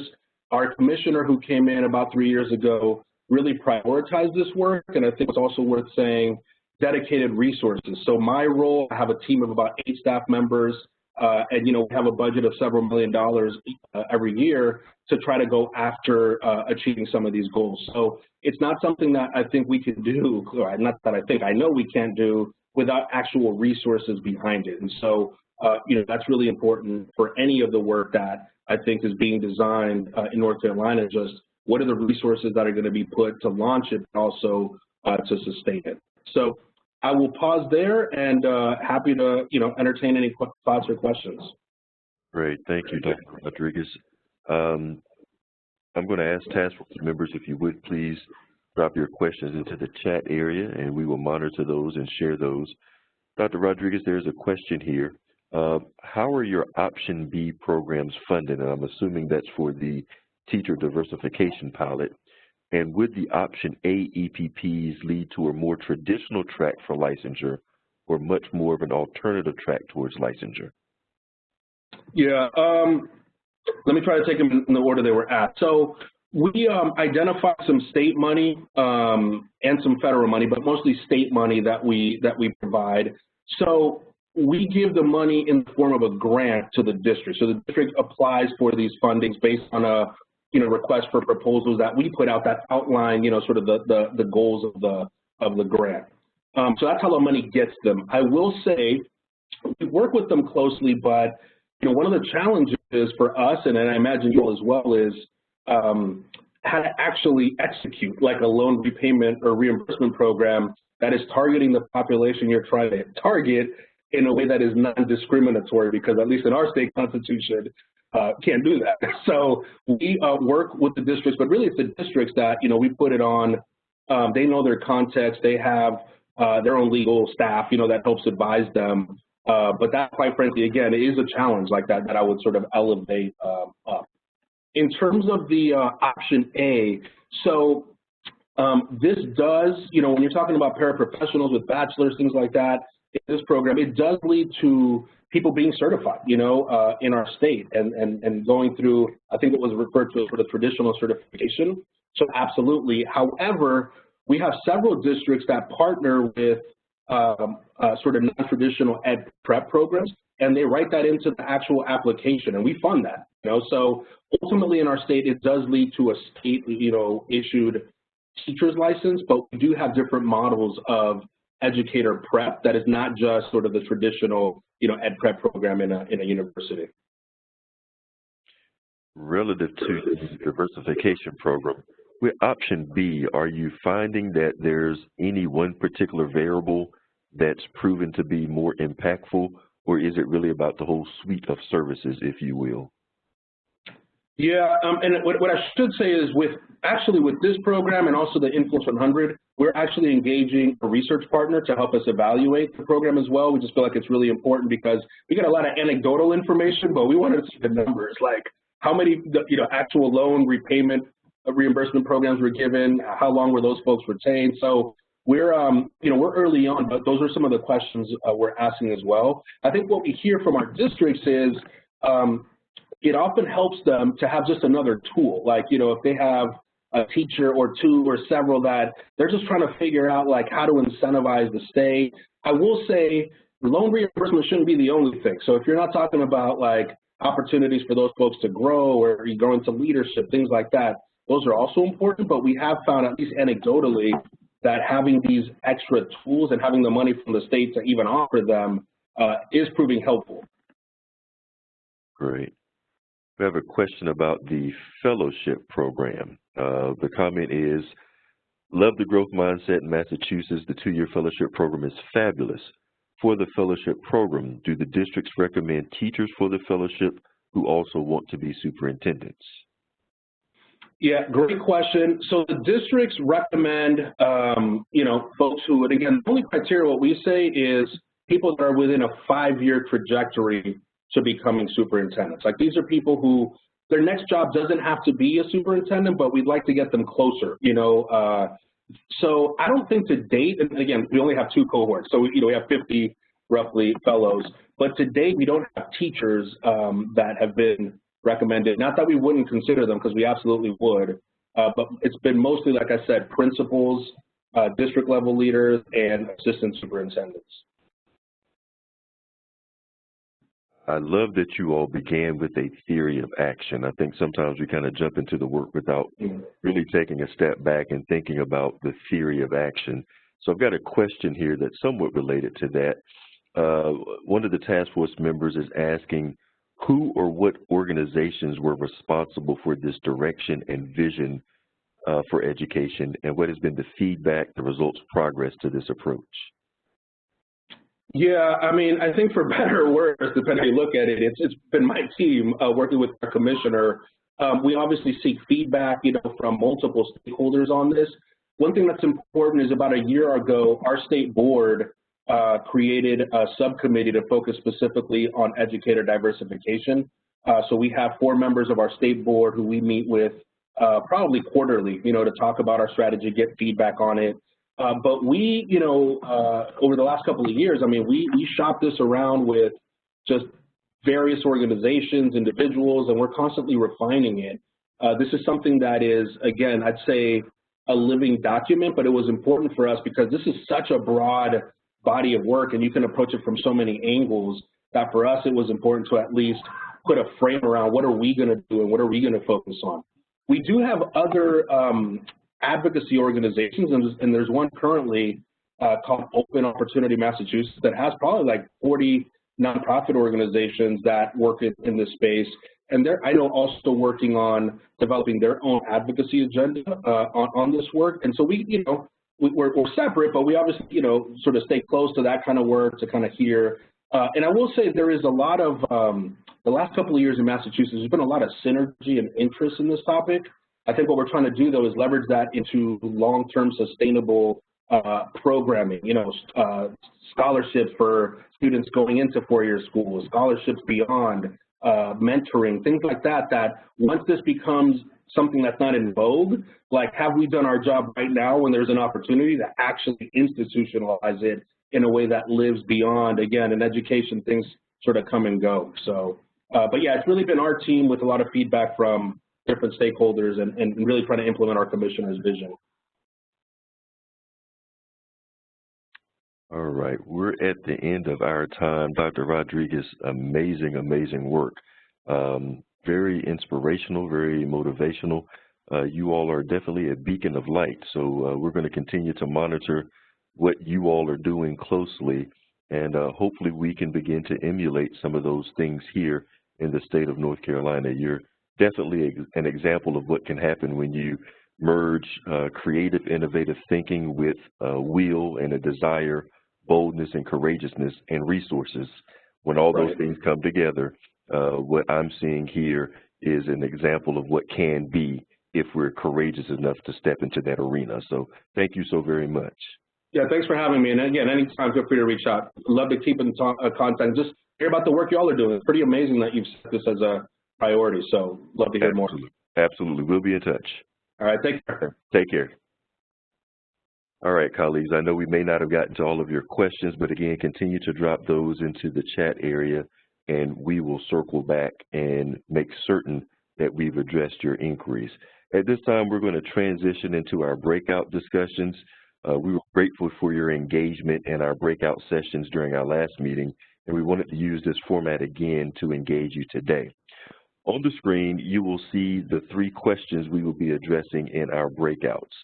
Cal will also paste these inquiries into the chat area. In just a moment, you will see a dialog box telling you that you have been placed in a breakout room. When you enter the breakout room, you will unfortunately not have your video, but you will be able to mute and unmute yourselves as you would with the full group. I ask that you disconnect from your audio from the main session. Doing so will transfer your audio to the breakouts so that you can engage in the discussion. Members of the executive committee will be guiding our discussions, and they will also be taking notes. If you have any technical issues, please chat your discussion leader, and they will flag for support. At 5 o'clock, we will close the breakouts and reconvene as a full group. Members of the public who have joined today's meeting will be randomly assigned to one of the breakout groups. However, we ask that only task force members participate in the discussion. And I want to make certain that the members of the public, that you're aware every breakout will be addressing the same question. So there's nothing occurring in another breakout that won't be one of the others. So if you're a member of the public, please ensure that your microphone is muted throughout the breakout session. With that, we will now enter our breakout rooms. Thank you all for jumping in and engaging these thoughtful discussions.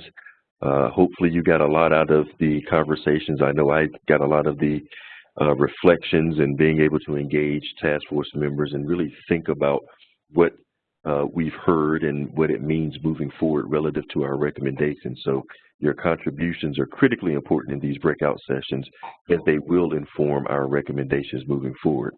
As you're returning to the main room from the breakout space, I ask that you please ensure that you're muted and your videos turned on, as these settings reset upon entering from the breakout. At this time, I would like to transition to our final presenter, one of our fellow task force members, Dr. Deanna Townsend-Smith. In addition to being a member of the task force, Dr. Townsend-Smith is the Director of Board Operations and Policy for the State Board of Education. The State Board of Education has worked to center equity within its strategic planning process, and as a result, there are many areas in which the work of the State Board and the task force intersects. We are very excited to have Dr. Townsend Smith share how the State Board has approached this work and areas in which the work of the task force may overlap with the Board's strategic plan. Please continue to let us know through the chat feature if you have any questions for Dr. Townsend Smith. Dr. Townsend Smith, thank you so very much for taking the time to share with us information about the State Board of Education. Thank you, Dr. Graham, for allowing me to speak today. If anyone knows anything about me when it comes to the State Board's work and its strategic priorities, I could talk about it all day. However, you have given me a specific set of time, so I will adhere to that as we go through this today. As Dr. Graham mentioned, I am the Director of Board Policy and Operations for the State Board of Education. I have the honor and privilege of serving that role as well as a member of this task force. Its priorities, which are grounded in equity and whole child, while pointing out some specific connections to the task force work, because as we have engaged in these conversations the last few months and just being engaged with the State Board in this work for the last 2.5 years, there are definite connections that I would really appreciate pointing out today. I think that it's important to guide, not guide, but to highlight and put into context the State Board of Education and who they are. This is a 13-member body who is the only constitutionally named board in our state. We have a lot of, however, the State Board of Education is the only board that is named in the Constitution, and it has a great responsibility as it is responsible for ensuring a sound basic education for our K-12 education system. And ultimately, the State Board of Education sets the policy that guides our state in the education realm. The members of this board are appointed by the governor and confirmed by the General Assembly. And typically, our board members serve 8-year terms, and those terms can be consecutive 8-year terms. So we have the privilege of overlapping governors, general assemblies, et cetera, as we are that nonpartisan body that represents education in our state. In this role, I have the great opportunity to help the board exercise the powers of using its agenda, power of convening, and the power of policy to help it shape its strategic initiatives for our state. So in 2018, when I took on this role, the chair at the time, Chairman Kobe, gave me the huge task of taking on the board's strategic plan. He said, you have two duties in this area, and that primarily is to get us aligned and to help us decide what our priorities need to be. And so by going through this process of reflecting on conversations at the board table, looking at the actions that they had taken as a board, it became crystal clear to me that ultimately, at the end of the day, the board had some priorities that centered around equity and whole child. And while it was pushing firmly toward the whole child priorities, we were lacking in the equity arena. And so we began to engage in necessary conversations to establish an equity agenda for our state. So that started with forming a strategic plan committee. I distinct pleasure of and joy of working with James Ford, who is was the chair of this committee, and vice chair of this committee, Jill Kamnitz. We meet monthly. We help push the board in this area of equity and whole child, and have been able to push some things forward. Primarily, this task force is truly working to to eliminate opportunity gaps in our education system, and that begins and starts with equity and whole child. And so what we've been able to do over the last couple of years is to secure some grant funds to continue to move this work forward, which will lead to the development of a dashboard to track these priorities through partnerships such as those that we are engaged in here, talking to you guys about the board's priorities. We have started convening equity officers across our state. We have some 18 equity officers across our state that are already centered around in districts across our state. And so our hope is to use that partnership with those equity officers to continue to shape the policy that will come forth as an equity policy for our state, helping us to shape the equity office, which was recently stood up as recent as 2 weeks ago at our last board meeting. And so to begin this work, it started with defining equity. And we all know that that's a tough conversation, right? And it means different things to different people. But if we were ever going to go down the same path and truly get to a place of understanding to begin to use this as a lever to push our state forward, it required us to come up with a strong definition. And I often say, and Mr. Hall, who is a member of this task force as well and a member of the state board, was a part of these conversations when we were establishing this definition of equity.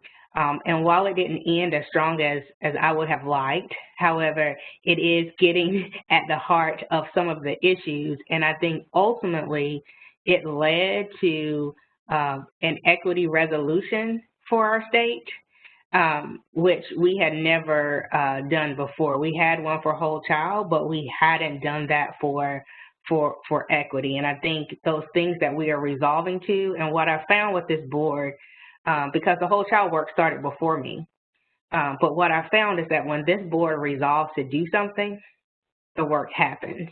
And that's through partnership. It's through convening. It's through using that board table to push initiatives forward. And when we get to the equity resolution in a bit, I'm going to show you some pieces that it has resolved and convicted as we continue to work. The whole child definition, right? We basically adopted the national definition for whole child for our state, and we have made some significant progress towards that work. What we would like to see, because it is important, is some funding for both our equity priorities, our whole child priorities at the state level, and given that these intersect not with our commitments to our response to Leandro,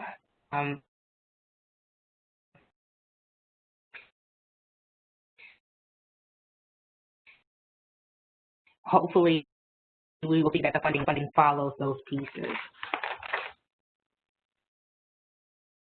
So when I talk about these goals, I say they're goals that everybody can get behind. They're simple. They're easy to understand. And I think that it helps us with communicating clearly to the field, to our partners, what the expectations are for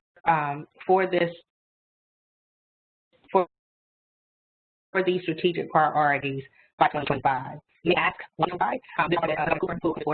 Speaking to the board about what we wanted to achieve by date certain. So as a part of the 2025 components with the political work. And so goal one clearly outlines this piece of eliminating opportunity gaps. And we were intentional about using opportunity gaps and not academic gaps, because ultimately at the end of the day, we don't have academic issues, it's about opportunity and access. And so our goal is to eliminate those gaps by any means necessary by 2025. Improving school and district performance by 2025. And goal 3 is around increasing their preparedness to meet the needs of every student by 2025. And you might say, well, the task force work here in DRIVE is clearly centered around goal 3. However, I would probably push back and say that that all of them intersect. While there are some great initiatives within the pieces that we've outlined in our action framework, which are directly tied to the task force work here.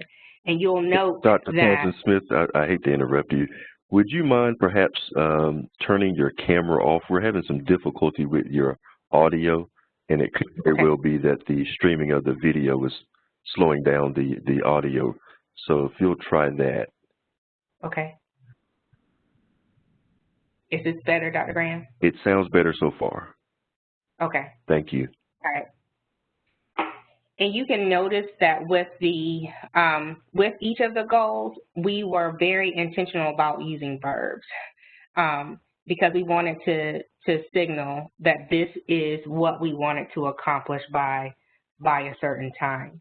And so in following our November 2019 planning and work session, because the board biannually has a planning and work session where we are intentional about the topics that we discuss, because those things help to shape our priorities before the board.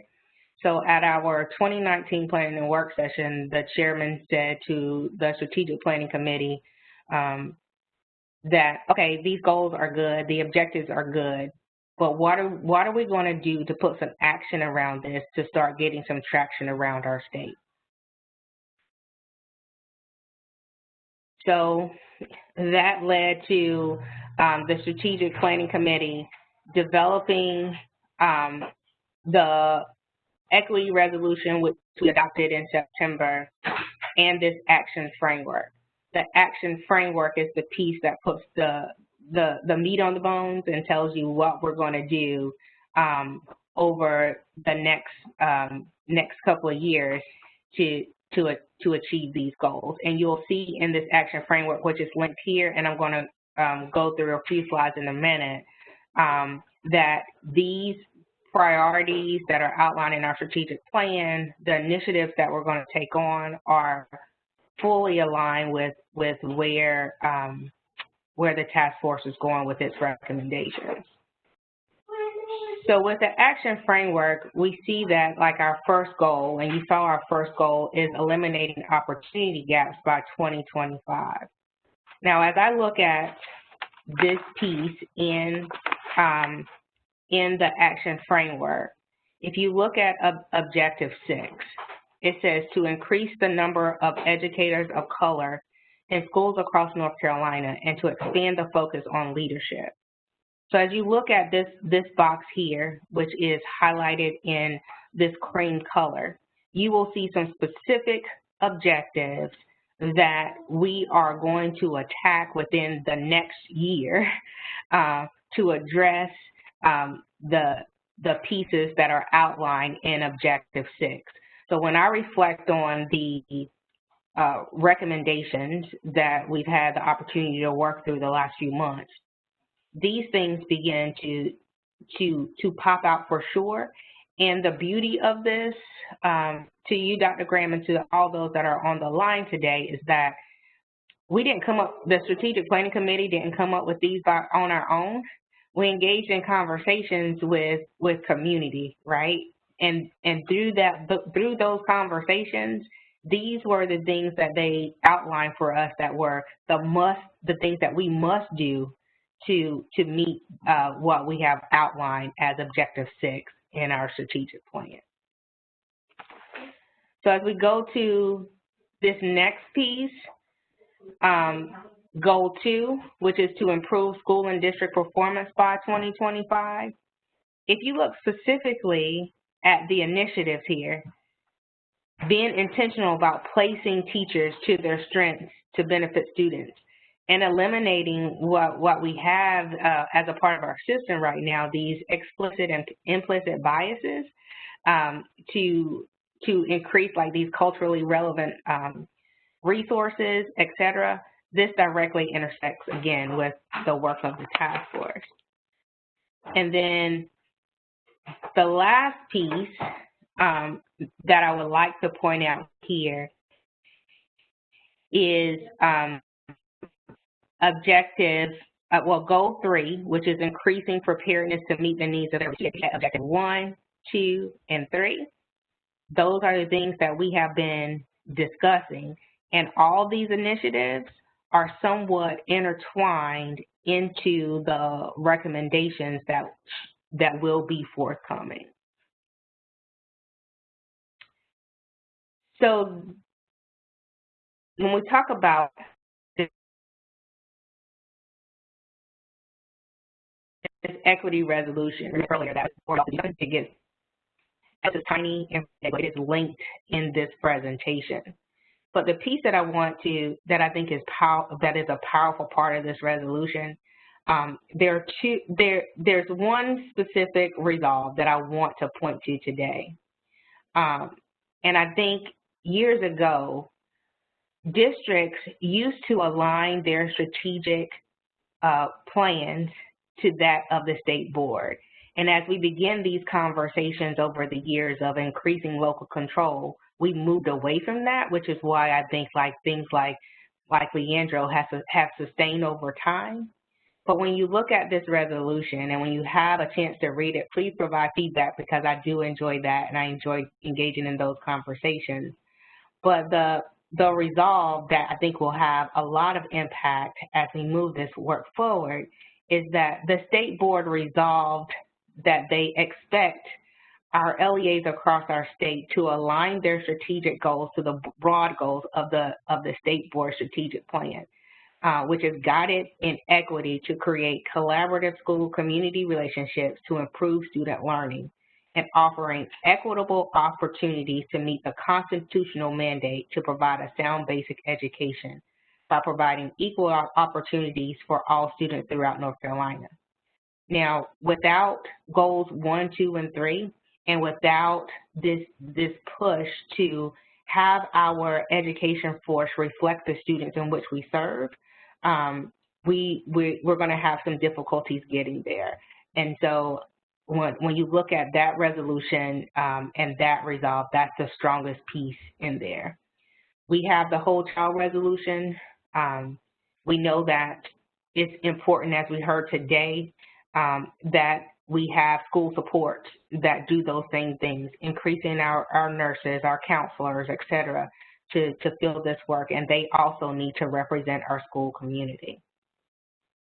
And it is our philosophy that equity and whole child are intertwined. One, you just can't do one without doing the other. And so we are very intentional about that. And in my work with guiding the board, I am intentional about the partnerships in which we engage, the convenings that we have with people across the state to ensure that ultimately at the end of the day, we are able to meet the needs of all of our students across the state. And so our next steps, and we continue to do this every single month, is to engage in opportunities to present the strategic plan to those across our state to see how we can partner, which is what excites me about the possibility, like how we are partnering here today with the Drive Task Force to continue to move this work forward. We are encouraging others to develop mission statements and plans that align to the state board's work. We continue to solicit feedback and make adjustments to the plan because we know that if it's a good plan, you have that opportunity to adjust and continue to make it better. And we're going to commit to monitoring and reporting progress at least quarterly, because in the past what we've done is set the priorities and measure them at the end of it. And so we are committing to do that at least quarterly, and now are in the process of developing a dashboard to measure our progress so that we can not only respond to Leandro, but respond appropriately to the needs across our state. Thank you, Dr. Townsend-Smith. Great information. We thank you for all that you do with the board, and we thank you for your continued leadership on this task force. Task force members, you will find in the chat area, Cal has provided a link so that you can access the approved equity resolution, the whole child resolution, and the action framework. I encourage and really charge each one of us to access these documents, read them, review them. I think this is great information for us to really contextualize the work that we're doing and think more critically about where there's synergy and opportunities for partnership, opportunities for prolonged engagement, if you will. So definitely please take the time to read and familiarize yourself with this information. So again, thank you, Dr. Townsend Smith, for sharing with us this afternoon. Thank you, sir. At this time, it's 5:23 by my watch, and I know we've been at it for 2 hours and 23 minutes with no break. So we want to start positioning ourselves to bring closure to the meeting. But before we do, I want to open the floor for just a few minutes here to see if there are any lingering questions, comments, any thoughts, perspectives that any task force member would like to share, particularly coming out of your breakout groups. So at this point in time, let's open the floor and engage in kind of an open dialogue.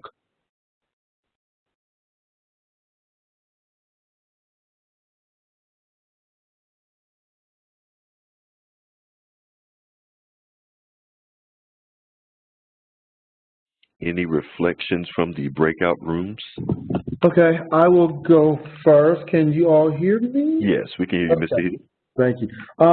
So one of the thoughts, one of the questions that we had that came up with addressing question number 2 was about administrator support for teacher retention, and also like where the funding came from for the federal aid reimbursement in their plan. And Mr. Abernathy brought that up. You know, just wondering kind of out loud if that's a program that we can duplicate here in North Carolina, and what was the impetus, you know, among legislators or whatever group will be responsible for that for kind of replicating that federal aid reimbursement, because we thought that that if, you know, we could somehow, you know, allay the funding as far as if we could defray the cost of going to school to become a teacher by you know, paying some of the debt back for those young people going to school to be an educator, then maybe that would be some encouragement, you know, on the back end for them to invest in this field. So that was something I thought that came up. That was a very good question. Thank you, Mr. Hill. Other reflective thoughts, comments, questions?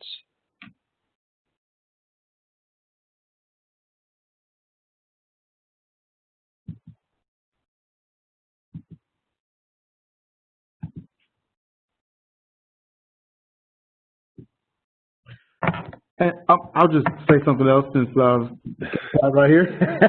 Go ahead, sir. Going back to the administrator support and how that's connected to teacher retention, we were just kind of talking about that for a few minutes, and I was wondering out loud if there were any studies that showed that, or that looked at, you know, that or could some data that could inform how important that is, because anecdotally it seems very important. But I was just wondering out loud if there was some evidence to show that. And Kimberly Evans gave me a link to a study or some statistics or some analysis that reflected that. So that may be something that we may want to look at as well, because, you know, we're talking about getting, you know, recruiting more educators of color and retaining them. Well, if administrators of color are important in that whole scheme, then that's an issue that we need to address as well. We've talked about it in meetings, but I'm not sure any of the recommendations really hit the administrator side of this whole scenario. I think we've been focused maybe more toward educators, but if the administrative side of that is as important or close to as important as the educator side, then maybe that's something that we need to add at some point to make the impact that we want to make. Yeah, thank you, Mr. Hill. There are some studies, and I will take some that I'm familiar with and redrop them so that you have access to those research investigations that look at the impact of administrators of color on the retention of educators of color, classroom teachers of color more specifically. And I'm hoping, to your final point, the recommendations that will emerge out of the support and retention space will begin to touch on some of these pieces as well. Right. Indeed. Excellent. Thank you, sir. No, thank you. Dr. Graham, I'll add a reflection. This is Dr. Ray. Yes. Just a reflection on the Durham and Massachusetts presentations and how we can implement, and I think just in general, how we implement the work that we've done here in Drive, but implementation of doing it for our rural areas, for our Far East teachers and administrators, and then our Far West teachers and administration. So how do we implement that? So that was just a reflection question that came out of our session that we had. Thank you, Dr. Ray, for sharing that reflective question. Any final question, thought, comment, perspective?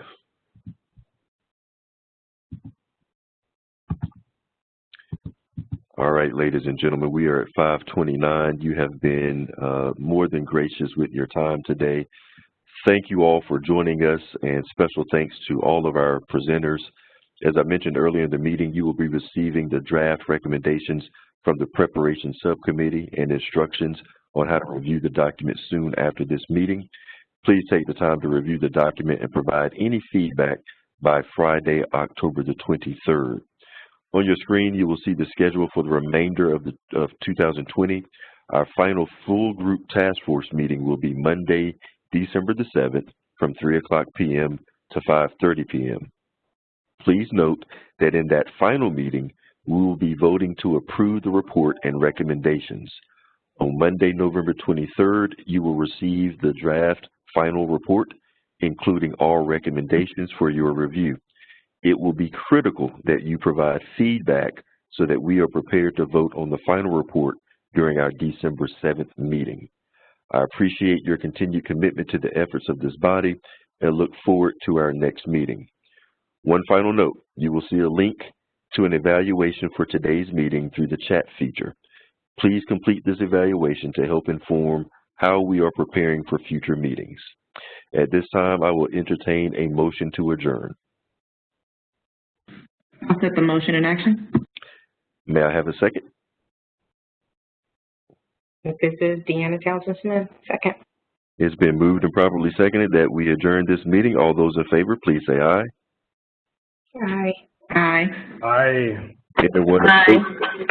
Thank you. Anyone opposed? I didn't think so. This meeting is adjourned. Thank you all so very much. Take care. Thank you all.